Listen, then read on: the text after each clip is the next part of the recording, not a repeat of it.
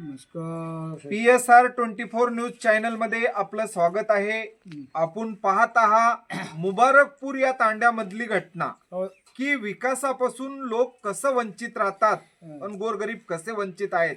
आपण आपल्या बरोबर एक काका आहेत, आपण त्यांच्याकडनं जाणून घेऊया.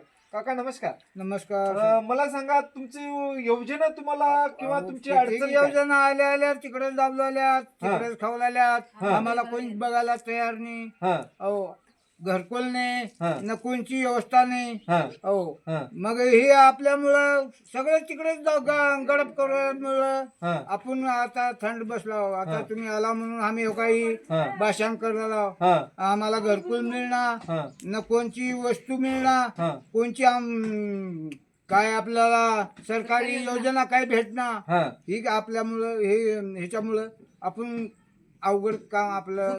सांगा आम्ही तुम्ही. फक्त पत्र्यामध्ये राहणार. हा, हा, पत्र गळवाल्या की हा. कुणाच्या घराला पळा, हा. इकडे तिकडे जावा, हा. असं करण्यात येऊ लागले साहेब. हा. आम्हाला गोरगरिबाला कोणी बघणार विचारणार कोणी नाही. सांगा आपण महाराष्ट्राच्या मुख्यमंत्र्याला काय संदेश द्याल? हो का, आपणाला घरकुल भेटावं म्हणून आपणाला ही इच्छा आहे. हा, हो, हा. घरकुल भेटावं, हा. काही योजना मिळावं. हम्म. हो, हम्म. ही आपली परिस्थिती आहे. 60 वर्ष झाली सर, नाही 60 वर्षापासून घरकुलच नाही. घरकुलच नाही. मिळायला पाहिजे, मिळायला पाहिजे. तिकडेच ते मिळतात म्हणतात, तिकडेच गायब करतात. हा, मग ह्याच्यासाठी आपलं ही हा. अं, मग मला सांगा या ठिकाणचे जे सरपंच आहेत ते सरपंच काय काम करतात का नाही? सरपंच काम बोलतातच जातात. हा, हा, ते आज उद्यावर तीच करण्यावर आहेत. हा, हा, असं आहे ती. हा. मग ती आम्हाला घरकुल मिळावं म्हणून आपली इच्छा आहे. हा. हा.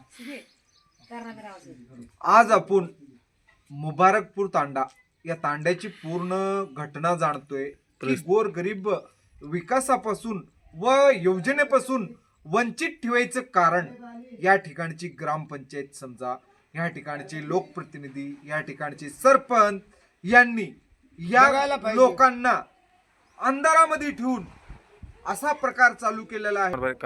मनोमनी कारभार चालू आहे. महाराष्ट्राचे मुख्यमंत्री साहेब सुनो सुनो सुनो,